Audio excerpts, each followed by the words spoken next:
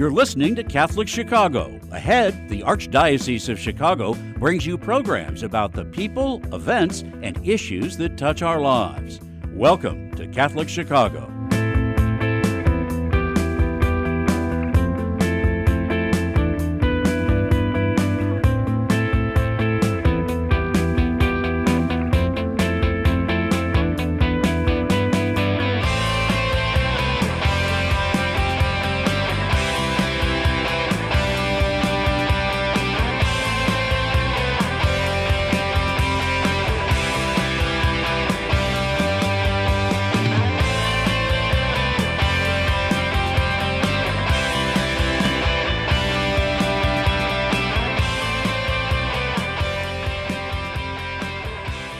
Hello and welcome to the Black Catholic Initiative radio program here where we speak about Black Catholic issues that affect us here in the Archdiocese of Chicago.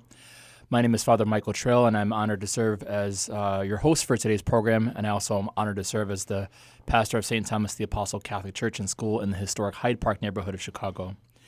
You can find this podcast and this radio show anywhere that you can find a podcast. We're also available on YouTube at Catholic Chicago. You can also listen to us on WNDZ 750 AM. Today, I'm here joined by a longtime friend of the radio show, but comes with new things and new information to share with us. I'm joined today by Father Matt O'Donnell, who's the pastor of St. Moses the Black Catholic Church in the Park Manor neighborhood of Chicago, and also serves as the coordinator for the Black Catholic Initiative for the Archdiocese of Chicago. Hi, Father Matt. Hey, Father Michael. How you doing? I'm good. How are you today? I am wonderful to be in your presence, and I am really honored to be with you because you and I just came from a powerful experience coming off of the heels of the National Black Catholic Congress. Yeah, it was definitely a great experience to be in the Archdiocese of Washington in Washington, D.C. to celebrate the 13th National Black Catholic Congress, to be with 3,000 ministers and leaders from across the United States. It was definitely an inspiring experience. You know, for those of us like you or myself, we've been to Congress before, but I want to give a little bit of context for those who have never been to Congress.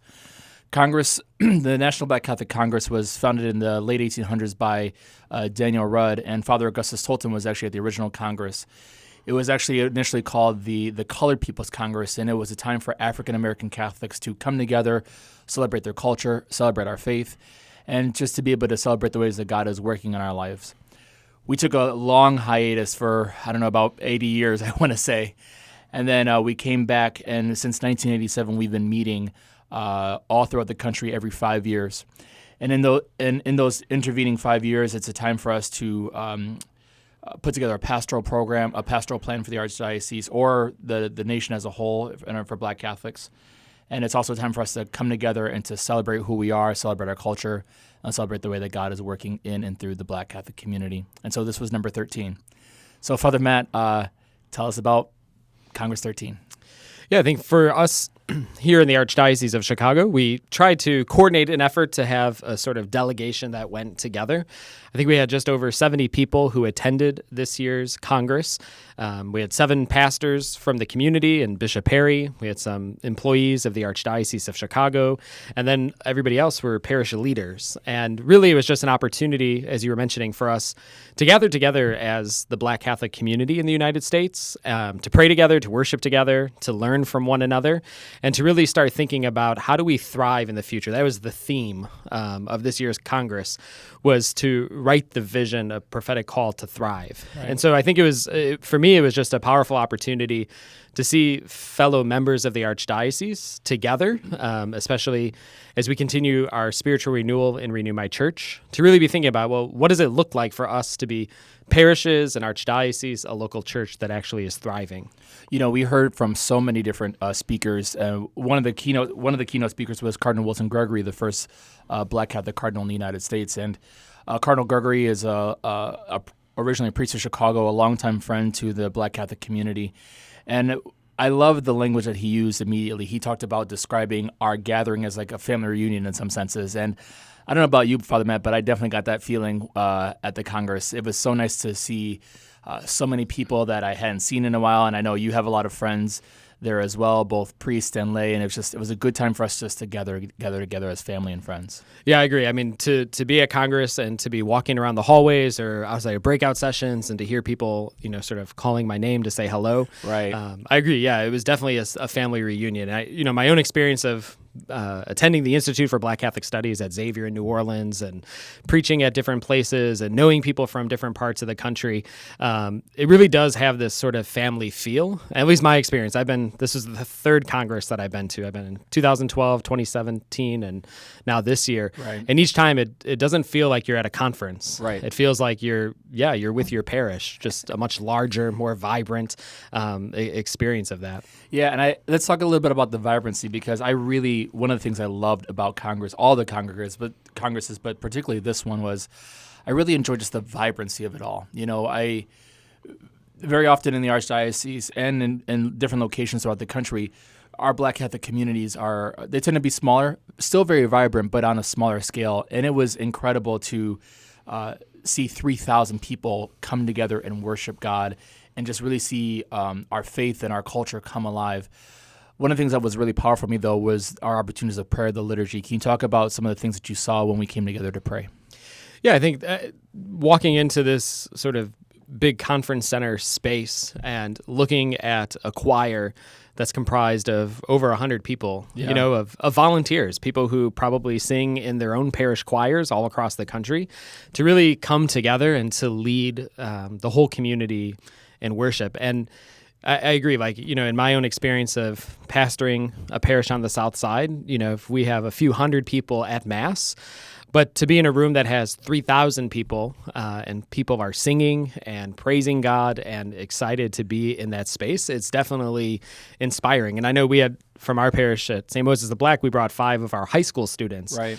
And even for them, they were attentive during Mass and actually enjoyed being at Mass. And one of them just sort of complimented Cardinal Gregory that she actually listened to his homily, which I didn't take personally, that maybe I'm not listened to every time that I preach. But just that sense that, we were there together. And for me, I often sort of reflect on the fact in places like Chicago or New Orleans or Washington, D.C., there are Black Catholic parishes. Right. But for many Black Catholics in the United States, they don't worship in predominantly African-American communities. And so to be in that space, to see the witness of African-American priests and deacons and religious sisters and lay leaders from across the United States is definitely inspiring. Yeah, definitely. One of the things I also loved about Congress is, especially at our liturgies, when we clap on 2 and 4 instead of 1 and 3. Yeah, I struggle with that still, but I usually watch the person next to me, and that helps me stay on rhythm, which is good. And there was a lot of rhythm, a lot of swing, and it was excellent. It was good to be in that space. But it wasn't all just worship of the Lord, and it wasn't just a family reunion. We actually did some real work of formation. I had a chance to talk with Bishop Perry in preparation for the Congress and did a small debrief with him afterwards. And Bishop Perry shared with me that he thought that this was one of the best Congresses in terms of programmatic themes and also to some of the breakout sessions. Can you share some of the breakout sessions that you went to? And I know that you also gave a presentation on one of the breakout sessions as well. Yeah, I think some of the breakout sessions that I went to spoke about vocations, and not just the fact that we're in need of vocations, but really trying to help people think more deeply about what is their vocation. Right. So I attended a panel that you were a part of. You were the moderator. Thank you. It seems to be a natural fit for you, given your radio show. But I think, that panel just kind of spoke about the fact, sharing the experiences of different young priests from across the United States. But I think at least what I took away, and I know others took away from that experience, was just, the call to think more deeply about how is God calling us to use gifts and talents. I attended another breakout session with Valimar Jansen, who is a phenomenal storyteller and musician and singer. And she really led the session by using different scripture and sort of inviting us to sort of immerse ourselves in the scripture, to think about it a little bit differently, to place ourselves there and to think about how God is calling us to lives of holiness. And so, I think the sessions were informative, but they were also life-giving. with Valimar, I think we sang for, a third of the time that we were in that breakout session and prayed together at the beginning and the end. So it was, just really powerful experiences. One of the ones that I went to was talking about gentrification and how a Black parish can respond to when the neighborhood that it's in is beginning to gentrify. We experienced that here in Chicago, and I found that was a very interesting conversation because the presenter that was giving this presentation, he was sharing that though the neighborhood around you might be beginning to gentrify due to just population shifts, you as a Black Catholic parish can still remain authentic to yourselves while still welcoming in the neighbor, the new neighbors that come in around you. And I thought that that's what a very appropriate and timely topic, especially as so many of our neighborhoods here in Chicago, but all across the country, are beginning to shift, and people are moving to different locations that historically people did not move to or live in before. And I really found fascinating that idea of gentrification on both sides of it, how a Black parish can welcome in new members, and how us as Black Catholics can be welcomed into spaces that historically we were not welcomed into. Yeah, and I think that's one of the beautiful things about Congress is that it gathers people in this present moment to pray together, to worship, to think. But every Congress that I've attended, it's always about looking towards the future. Right. And I think that's why, part of what's meant to happen in the next 5 years before we gather again as a national community for Congress is to think about, okay, well, how do we take what we learned and experienced? How do we take the context from which we all came, our parishes, our neighborhoods? How do we bring those sort of different dynamics into conversation with one another so that we can actually be communities that thrive? And I just really appreciate that about Congress. It's not just sort of come together and have a good time in the Lord and praise God, which is definitely important. But it is to do some hard work about planning and thinking and looking towards the future. Definitely. Father Matt, as we're getting ready to think about what the future looks like, what we're going to do now is we're going to take a quick break to hear some commercial announcements from the Archdiocese, and then we're going to kind of do a little bit of a dive in to say, okay, what does our future look like here in the Archdiocese of Chicago?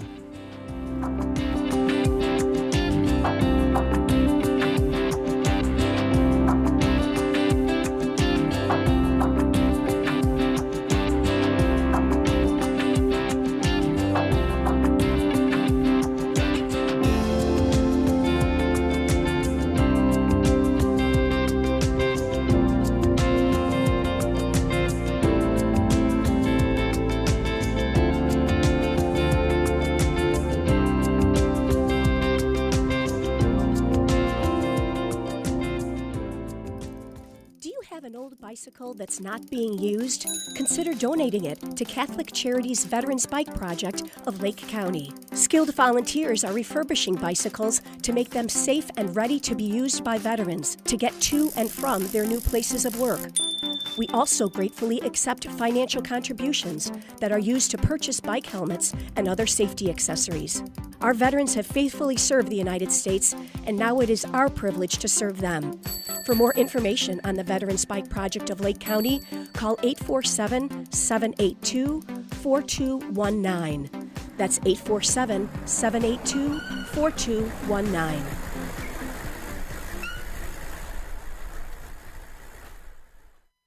Community is core to Catholic Charities' founding mission. For more than 100 years, we have met people and families where they are, serving anyone in need, regardless of their faith, gender, race, or ethnicity. As our world absorbs the economic, political, and social aftershocks of the pandemic, 50% or more of the 6 million people living in Cook and Lake counties have little or no savings. They are a paycheck away from zero. We are deeply grateful to everyone in the Catholic Charities community who partners with us to alleviate the suffering of the people we serve and offer them a better path forward. We are witnessing a message of mercy and hope to a world very much in need. Learn more at CatholicCharities.net. I am a seminarian. The Church needs compassionate and well-trained priests to help guide each of us through life. What inspires me, what draws me always to the priesthood is continue to see priests be a beacon of hope for other people. You can play a part in the education of these young men as they prepare for a life of service to others. I want to be that beacon of hope too, and it sets my heart on fire. To support our seminarians, make your gift at archchicago.org/seminarian fund or call 312-534-7959.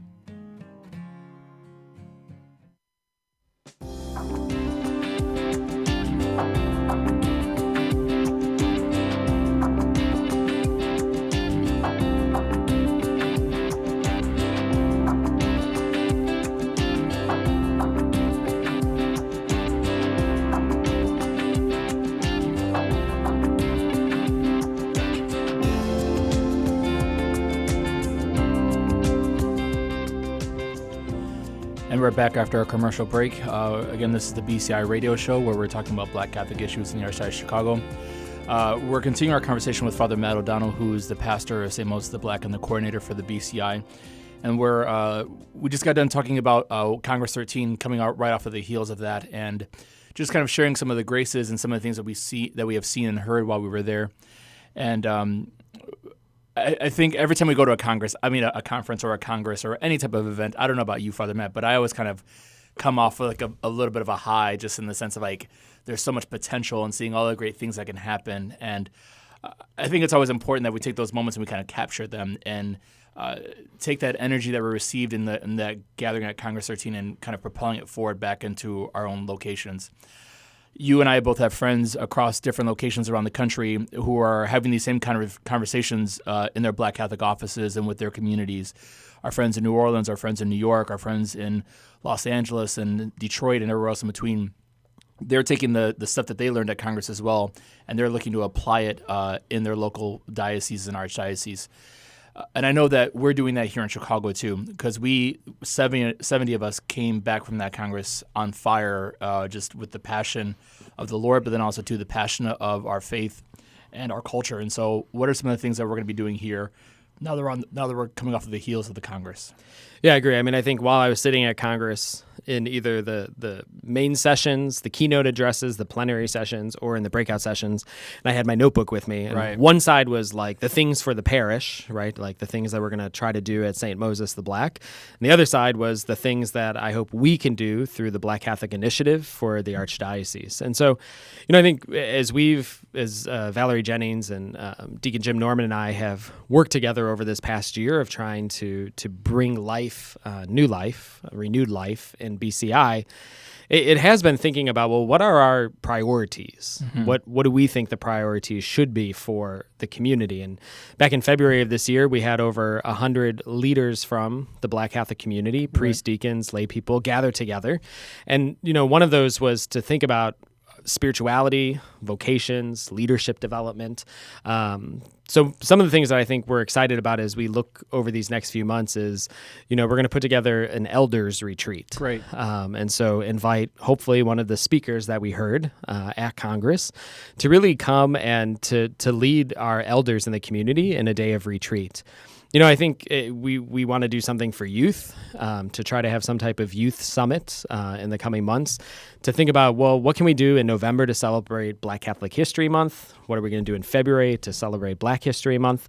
So these ways to really gather the community. Because I think after Renew My Church, the sort of structural changes that came from Renew My Church, there's a lot of need for us to really actually unite ourselves together and to sort of remind ourselves that, again, we're not about just any one parish, right, but together as a community, when we think about those 9 parishes and that one mission on the south and west side, how much stronger we are together. And, so I think overall it's that idea of what does it mean for us to be thriving? Right. What does it look like when the Black Catholic community in Chicago is thriving? And I think in our communities, in our parishes, in our schools, we have everything we need to be thriving communities. And so part of that work and part of what I know we do together and with Valerie and Deacon Jim is really to just sort of get people at the table to hear what it is that they want to be doing. So I think some of those like listening sessions, community forums, that's going to be a part of our work over these next months. No, I really appreciate you saying that. I had a chance to talk with some of my brother priests throughout the country, and one of them, who's a priest in D.C., he said this to me, and he said it with real passion, and when I really loved it. He said the Black Catholic community is going to save the Catholic Church in the United States. We may not know what that looks like. We may not have all the details of that yet, but he says, like, in my heart of hearts, I really do believe that we have the gifts and the gifts that God has given us to really bring a renewal in the entire church. Yeah, and my own experience as someone who didn't grow up in that culture, in this community, but who has served in it for the entire time I've been in seminary and priesthood, I agree. I think that there's wisdom in the community that can definitely benefit the entire archdiocese. Just that sort of the idea of what it looks like to come together as community. to have outreach in neighborhoods, Right. To be willing to pray with one another, to be rooted in God's word, and to be bold in how we share that word in the community around us. I do think that there's a lot that the rest of the Archdiocese of Chicago can learn from the Black Catholic community. I think part of what the Black Catholic Initiative, BCI, is meant to do is to really be sort of that vehicle that drives that Right. in the Archdiocese. It's meant to be a gathering point, both sort of physically and spiritually for the entire Black Catholic community. And I think that's one of the things that we've reflected a lot about together in talking about BCI, is that it's not just about the South and the West Side, but how does the Black Catholic Initiative serve the entire Black Catholic community of the Archdiocese of Chicago? Right. No, I think you're spot on for that. At the Congress, I had a chance to catch up with one of our parishioners in the Archdiocese who goes to church and worships in Evanston, and she's the only Black Catholic parishioner in her parish. But she thought it was important to go to the Congress and also feel kind of connected into something larger. And so the fact that the BCI can be that vehicle by which Black Catholics, no matter where they are in the Archdiocese, as you say, not just on the west side or the south side or at the 9 parishes or the mission, but anybody who's proud to be Black and Catholic can have a space to come together to be able to really celebrate all the ways that God's working in their lives. Yeah, and one of the things that I sort of reflected on after we got back about our delegation is the fact that 12 parishes, including Evanston, so 12 parishes in the Archdiocese had at least one person that went. I think the largest parish group that went was 14 from St. Simon of Cyrene Parish on the west side. So the fact that each one of our parishes sent delegates to Congress, to me, reminds me that people are committed. Right. And even with the challenges that came with Renew My Church, even as people are still trying to get to know one another, as much as healing is still needed, people in our parishes are absolutely 100% committed to this work of building parishes that are going to last for generations, that are going to be committed to social action, that are going to pass on the faith to the next generation. And all of that is a part of the spiritual renewal that is taking place right now. And so for me, I'm just sort of inspired and re-inspired by the fact that there are people who really want to do this. And I think part of what BCI is meant to do then is, how do we equip and empower leaders in our communities to really do that? And I think that's sort of the unique balance that we find ourselves in. Every parish doesn't have to do everything. Right. But BCI can be sort of that instrument, that vehicle that really gathers people together and gets a lot of talented people in one place to better equip them for this mission of making missionary disciples. I really appreciate the vision that you're giving for BCI, because as I hear you talk, I hear a both and, right? I think it's celebrating what's happening on the local level with our parishes and not taking that away, right? So if something is going really well on the west side in that local dynamic community, let's celebrate that, And if something's going really, really well and there's something that's powerful that's happening on the far south side, let's lean into that and celebrate what's happening in that local community. But as I hear you laying out the vision for BCI going forward, I definitely hear this collaboration piece coming along to say, okay, what's happening on the south side is great, what's happening on the west side is great.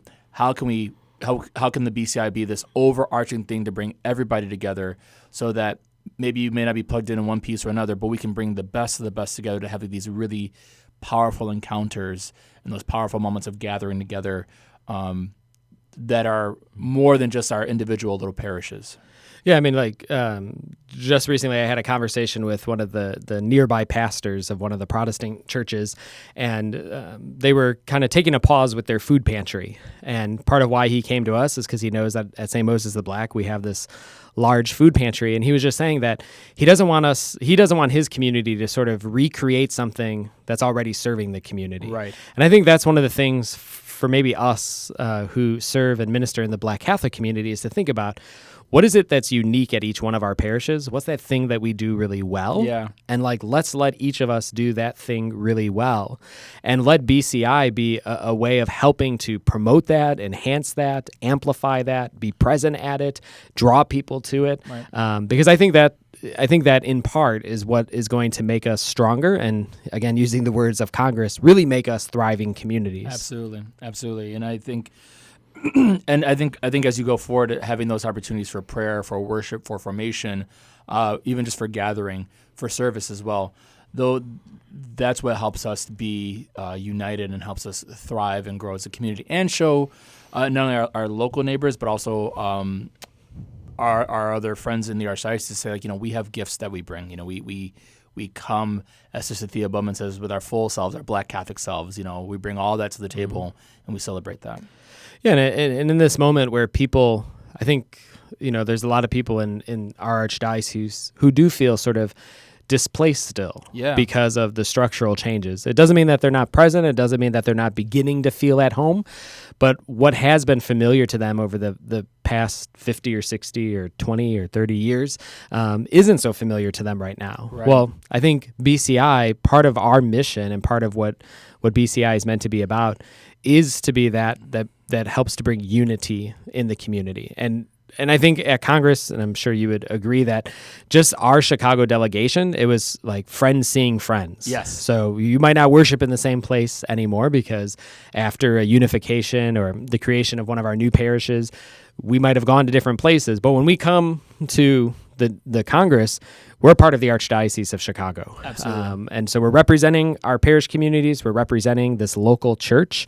And I think that's more of what we have to sort of instill in the people that we're serving. No, for sure. It was, even for myself as well. It was nice to hear people to say, oh, Father, I go to St. Thomas every once in a while, but I also worship at St. Moses the Black, or I live on the west side, but sometimes I come to the south side because that's where my cousin lives, and sometimes we go to church over there. So it's nice to see those kind of connections. And the thing is that we talk about that often enough, and we see it, but we don't always acknowledge it, And so the fact that the BCI can be a vehicle by which we can acknowledge our oneness in the midst of all that, I think it will be a powerful witness for us.